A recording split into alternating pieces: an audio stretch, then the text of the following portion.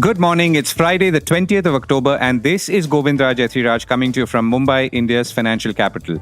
Our top stories and themes for the day. British Prime Minister Rishi Sunak follows US President Joe Biden into Israel. Oil pauses around $90 a barrel now. Rupee closes at a record low again as Asian currencies reel under pressure from the US dollar.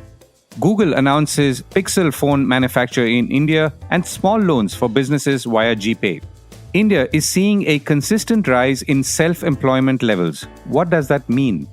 World Cup cricket pulls 268 million television viewers for 11 matches even as streaming numbers hit records. And Netflix tastes blood of subscribers.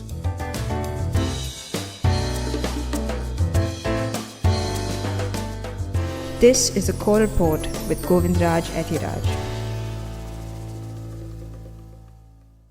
British Prime Minister Rishi Sunak reached Israel yesterday and met with Israeli Prime Minister Benjamin Netanyahu amidst attempts to bring about peace and humanitarian aid to those affected in Gaza. Markets world over obviously were affected and continue to be. In India, the BSE Sensex ended 248 points lower at 65,629. The Nifty 50, on the other hand, settled at 19,625, down 46 points. In international commodity markets, oil fell as the United States also eased crude sanctions against Venezuela, causing it to drop back after spiking thanks to Middle East war tensions. Brent has now dropped to about $90 a barrel after touching a 2-week high on Wednesday.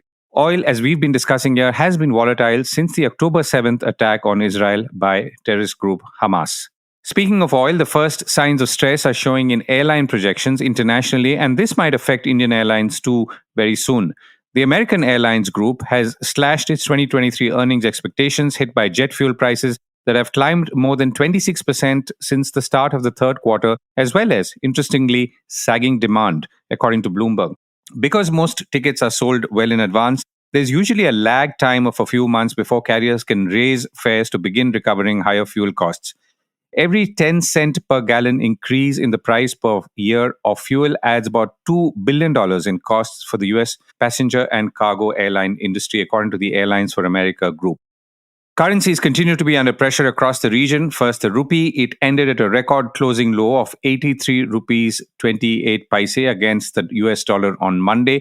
The fall was small, just 2 paise against Friday's close of 83.26, but sufficient to send it to the record books. The rupee touched a record low of 83.29 in October 22, but not closed at that point. Malaysia's ringgit has fallen to its weakest level since the Asian financial crisis of 1998, according to Bloomberg. Japan's yen, as it traded within a whisker of 150 per dollar, stoking concern that authorities would intervene to support the currency, Bloomberg said. And Google comes marching in. Alphabet yesterday announced it would start production in India of its Pixel 8 smartphones in time to reach the market by 2024. The company said at its annual Google for India event in New Delhi, along with a string of other announcements. Google will partner with local and global suppliers to put together its first made India handsets, hardware chief Rick Osterloh said at the event, as reported by Business Standard. 2 weeks ago, Google had said it would start manufacturing Google Chromebook laptops along with HP at a plant near Chennai. Production would have already started off for those laptops, and these are primarily aimed at the education sector, as they are in countries like the United States. There were other announcements as well, as they usually are at this annual event. Google also announced sachet loans on the Google Pay application to target small businesses in the country. Google India said that merchants in India often need smaller loans, hence the sachet loans on the GPay application. So the company will provide, or front end to be more specific, loans to small businesses at just 15,000 rupees that can be repaid in smaller repayment amounts as low as 111 rupees, Google India said. The tech giant has partnered with DMI Finance to provide the loan services, and presumably there would also be a bank, or at least the NBFC that's been mentioned. Google Pay has also enabled a credit line for merchants in partnership with ePayLater, helping to solve the working capital requirements of merchants, and they can use it across all online and offline distributors to buy their stocks and supplies. Google India also launched credit lines on the UPI app in collaboration with ICICI Bank and expanded the portfolio of personal loans on Google Pay by partnering with Axis Bank. Fresh rules on laptop imports. Speaking of Google manufacturing phones, imports of laptops tablets, and personal computers will now have to go through a new government system of authorization, according to Reuters. The system aims to monitor and only monitor shipments of such hardware without hurting market supply, government officials said on Thursday. The new import management system takes in effect from end of this month and requires companies to register the quantity and value of imports, but the government will not reject any import requests and will only use the data for monitoring, officials said. The policy in its current form represents several walkbacks, if one can call it that, from the original announcements to license imports in August in an abrupt and most 70s-like move. Its purpose is to ensure that all this provides us with the kind of data and information we need to make sure that we have a completely trusted digital system, S. Krishnan, senior bureaucrat in the Electronics and Infotech Ministry, said, according to Reuters. Now, the decision obviously provides relief for global laptop makers like Dell, Apple, HP, Samsung, and Lenovo, all of whom must have begged, pleaded, and cajoled the government, saying that they were not ready for import restrictions and a full shift to an India-only manufacture was not possible, at least not so suddenly.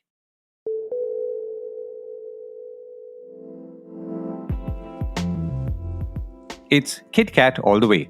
Results season continues as we tell you now every day. Consumer products major Nestle India said its net profits for the third quarter of the current calendar, remember that, saw a 37% rise to about 908 crore, according to a filing with the Bombay Stock Exchange. Kit Kat, Nescafe Classic, and Nescafe Sunrise, supported by Munch and Milkmaid, led the way, the company said. So chocolate, coffee, and milk products. Sequentially, the net profit was up about 30%. The company declared a second interim dividend of 140 rupees per equity share of rupees 10 each for the year 23. It also announced a stock split of each fully paid up equity share of 10 rupees into 10 equity shares of face value of 1 rupee each. So if you are planning to buy Nestle shares and it looks cheap, remember this is why it could be so. Revenue from operations for the third quarter of the calendar year came in at about 5,036 crores, up about 9.5%. Nestle India's chairman and managing director Suresh Narayanan said that domestic sales grew double-digit on account of mix, volume, and price. Key brands continue to perform well, led by Kit Kat, Nescafe Classic, Nescafe Sunrise, supported by Munch and Milkmaid. We crossed 5,000 crores, which is the first in any quarter in the history of the company and a landmark for us, he said. Interestingly, Nestle said that its e-commerce channel contributed to about 6% of quarterly sales with continued growth across product groups. India's economy is getting formalized, but by how much? Wider indicators like more bank accounts, digital transfers, tax collection net being widened would obviously point in the direction of the Indian economy getting more formalized. However, this formalization in terms of production is not increasing or resulting in an increase in formal employment, according to the Business Standard. Last week, the Ministry of Statistics and Program Implementation released the results of what is known as the Periodic Labour Force Survey for the period of July 22 to June 23. Now, this is the sixth PLFS report, and each tracks a 12-month period between July and June. So India has been seeing a consistent increase in self-employment, with well over half the country's workforce being self-employed. In 22-23, for instance, about 57% of workers in so-called usual status were self-employed, which was higher than in previous years, according to the Business Standard, which adds that the structure of the labor market in India is skewed towards self-employment, which keeps earnings depressed. Self-employment often becomes a fallback option for workers who are unable to find work but also cannot afford to exit the workforce. An Azim Premji University State of Working India report 2023 says the recent rise in rates of female labor force participation is due to a distress-led increase in self-employment, which we also saw during COVID. Now, this employment trend does not obviously signify a surge in genuine entrepreneurship, but rather reflects the scarcity of satisfactory job, says the Business Standard. So the PLFS provides data on different metrics which helps or could help policymakers to understand the proportion of people demanding work, the proportion of people among them who fail to get a job, gender differences in employment, as well as wages, etc. The PLFS also tells the sectoral distribution of workers in the economy, for example, how many are in agriculture and other sectors, or the type of work they do.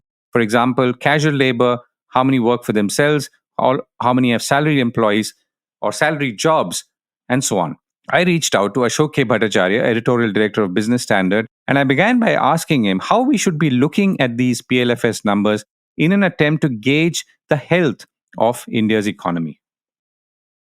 Well, the survey is quite clear that it categorizes employment categories into broadly four groups. One is self-employment, second one is self-employment among women and casual labor, and then salaried wages, wage earners. Now, if you see the share of self-employment, and if you look at 2017-18, which is the pre-COVID year, or even if you take the 2018-19, or even if you take 2019-20, the self-employment levels were around 52 to 53%. And if you look at the COVID years, the self-employment levels are actually rising. The first year of the COVID of 2020-21, it went up to 55.6. Then the following year, it went up to 55.8. And 22-23, post-COVID year, you actually see a sharper rise to 57.3%. Now, this clearly shows that even while the economy is getting formalized, formal jobs are not growing.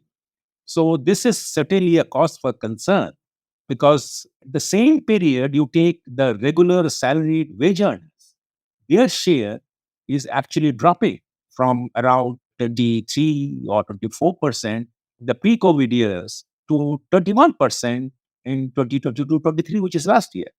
So what you are seeing is that while the overall labor force participation rate, women participation in workforce, they are all rising, but the nature of their participation has seen a dramatic change, which raises many questions that why is it that the corporate sector or the organized sector, which is doing quite well from the income side, from the production side, if you see the corporate sector results, they're doing quite well. And yet the organized sector employment, the salaried wage earners, their number is declining.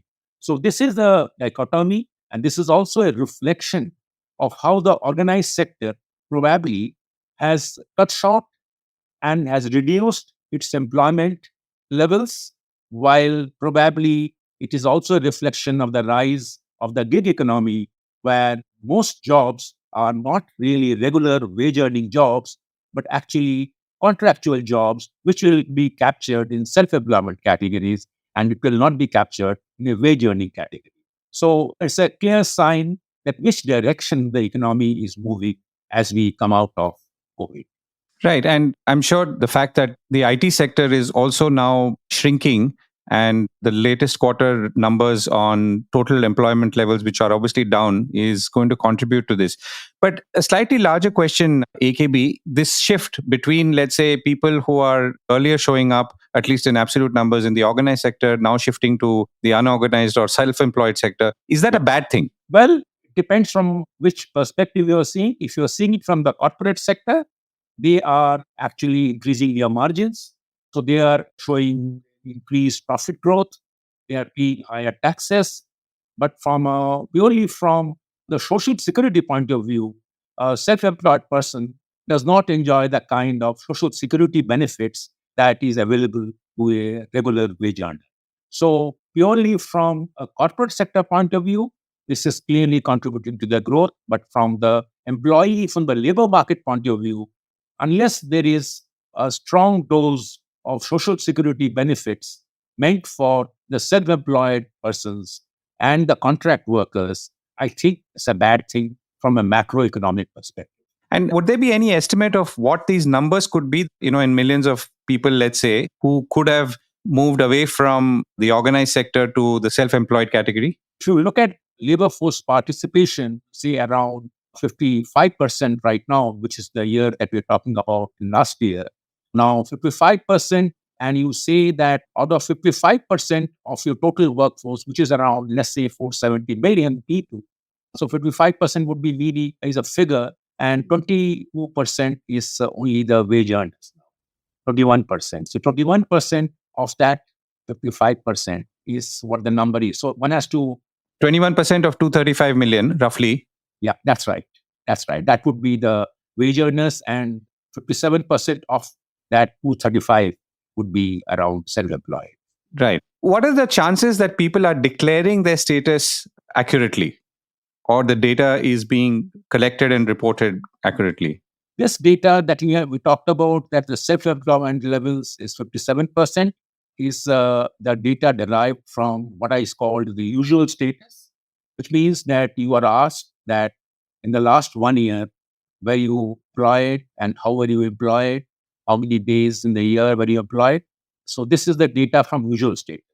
Now, when you get the data on whether you are how much you are earning, what is your labor force participation units, are you unemployed or not, that is the data is coming from the current weekly status, which means that in the last 1 week, were you employed or not. So a lot of statisticians believe that the current weekly status gives you a better assessment of the job market than the usual status number, because normally people tend to forget about what has happened in the last 1 year. So that caveat must be introduced that the self-employment numbers or the salaried wage numbers is a number that is derived from the usual status survey, not from the current weekly status survey. So that caveat must be introduced in this assessment. So, if we were to look ahead now, let's assume that all these figures are accurate and there is a rise in self employment, which is not necessarily voluntary in that truest sense. What would be your policy prescription or thought, apart from the social security net, which you already touched upon? I think the policy should try to evaluate how well the contractual labor market is responding to the demand supply situation. And if there are more people who are being hired as contractual workers, to what extent the labor policy change that was introduced by having fixed contract work for various things with the social security benefits, to what extent that policy can be implemented uniformly across sectors. Because the government does have a policy on fixed contract workers, and the government did announce that fixed contract workers should also get social security benefits. But in its actual implementation, one has not seen that policy being implemented as well as it should have been. So I think that is a clear response from a policy point of view, that by all means, if there is a gradual change from salaried wage earners to self-employed who are mostly on contract workers or who are part of the gig economy, how do you bring them under the social security net that they truly deserve? AKB, thank you so much for joining me. Thank you. Disney Hotstar sees 268 million television viewers for 11 World Cup matches. Live broadcasts for the first 11 matches of the World Cup cricket tournament have been watched by about 268 million viewers on linear television, Disney Hotstar said on Thursday. Of this, some 96 million young working professionals aged 22 to 40 tuned in, which is about 5% higher than in 2019.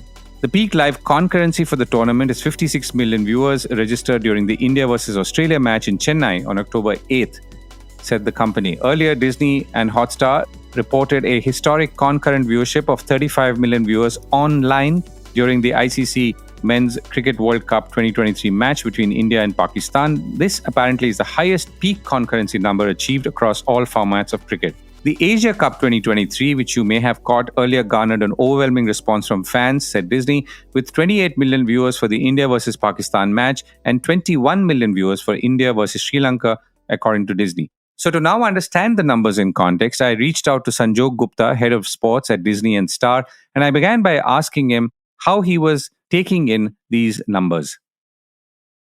The World Cup's got off to a solid start, Govind. We've had a couple of big hits, and overall, we're in a good position after the first power play. That's how I would define the start of the World Cup.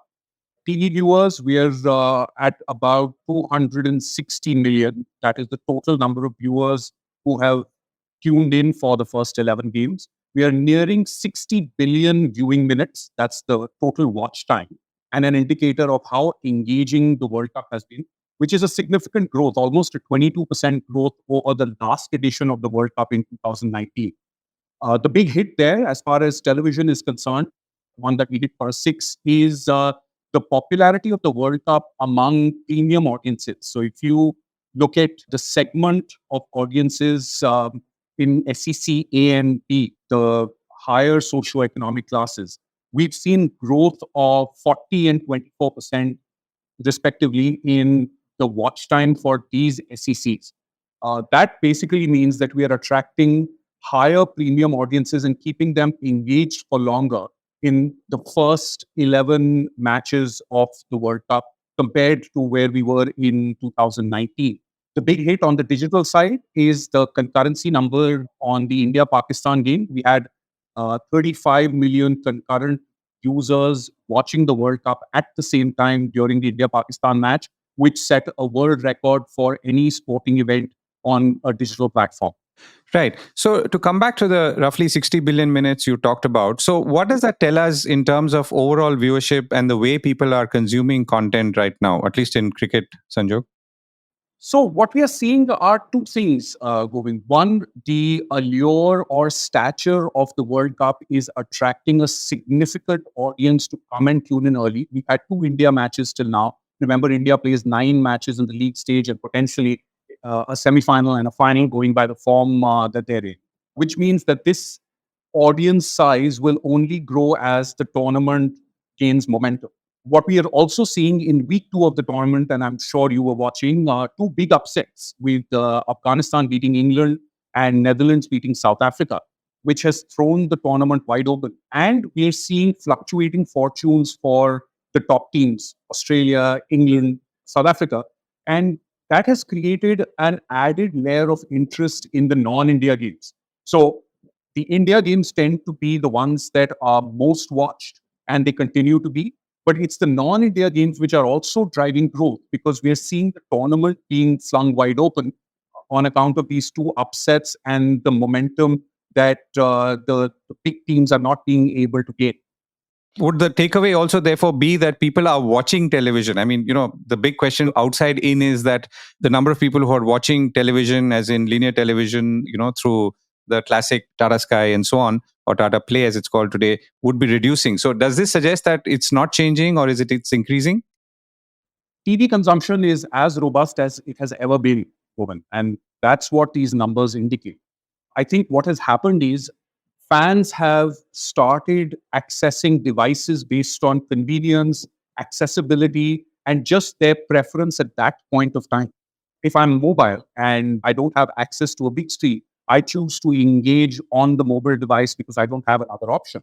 But when I'm home and I want a communal experience or a familial experience which is immersive and uninterrupted, I choose to watch it on TV. So we will see this pattern continue where the same fan will actually choose to consume the same event or the same game across different devices based on his or her availability and the accessibility to the device that he or she has at that point.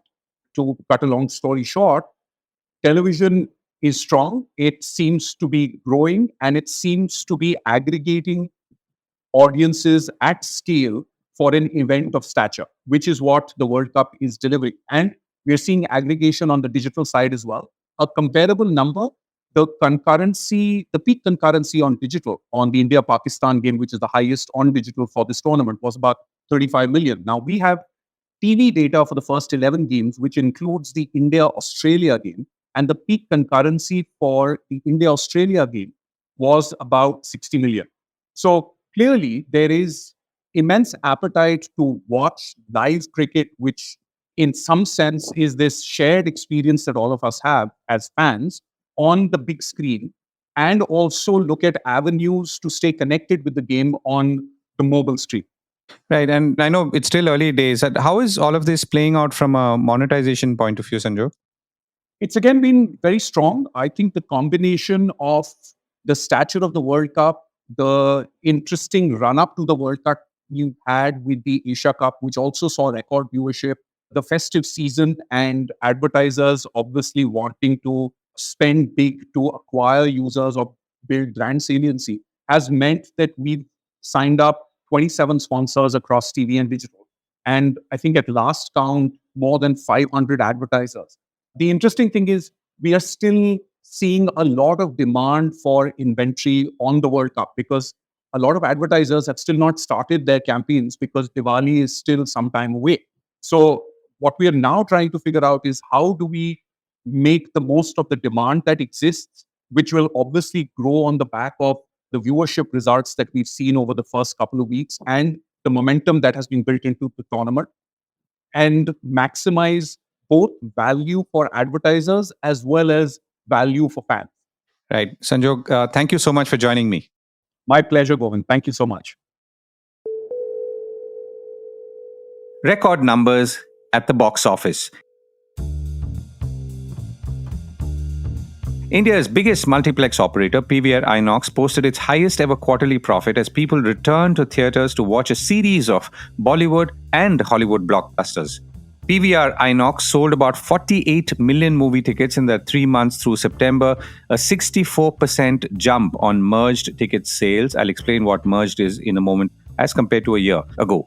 Quarterly profit was about 166 crores, up from a loss of 71 crore last year, according to Bloomberg. Now, PVR INOX, the merged entity, was created earlier this year following a merger between PVR and INOX Leisure. Thanks to COVID and a series of flops, trade analysts, among others, had pretty much written off Bollywood this year, even as recently as 4 months ago, till Shah Rukh Khan came along and did what all Bollywood heroes do: save the day.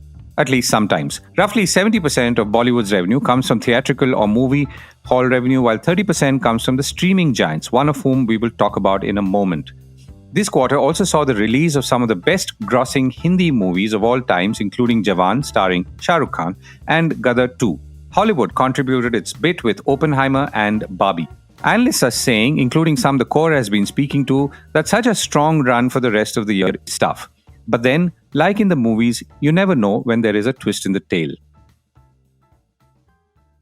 And Netflix tastes blood. Speaking about movies and streaming, Netflix has said that its effort to limit password sharing has led to an almost 11% rise in subscriptions in the third quarter, and a better than expected result that's now encouraging it to increase prices in the United States and other markets, the Wall Street Journal is reporting.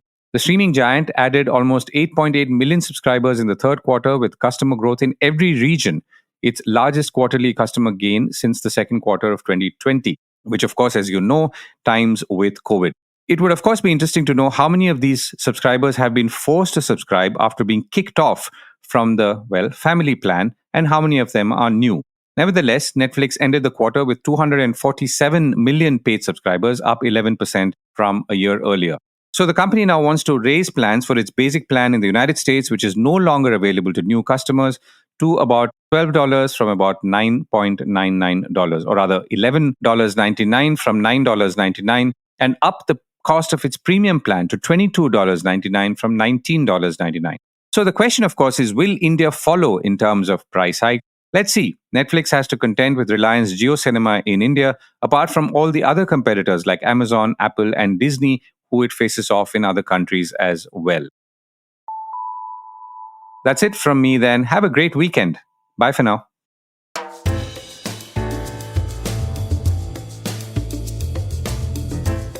This was the Core Report with me, Govindraj Ethiraj. Do stay connected with more of our coverage at the Core. You can check out our website or sign up to our newsletter at www.thecore.in. That is www.thecore.in, or follow us on LinkedIn, Twitter, and Facebook as well. Now, we would love your feedback on how we can make business more interesting and relevant to you, including our reporting on India's vibrant manufacturing sector. Write to us at feedback@thecore.in. Thank you for listening.